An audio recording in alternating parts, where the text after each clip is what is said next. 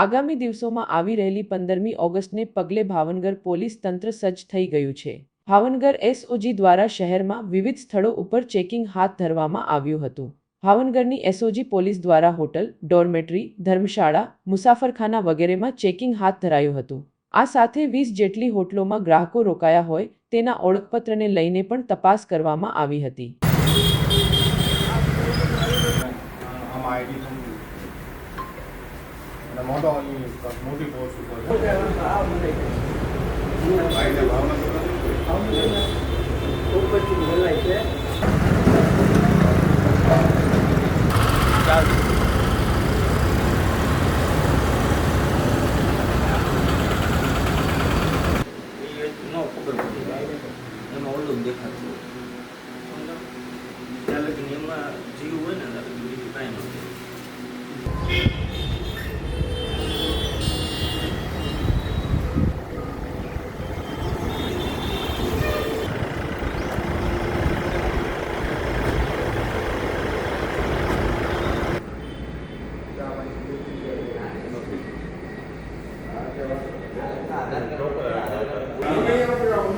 ના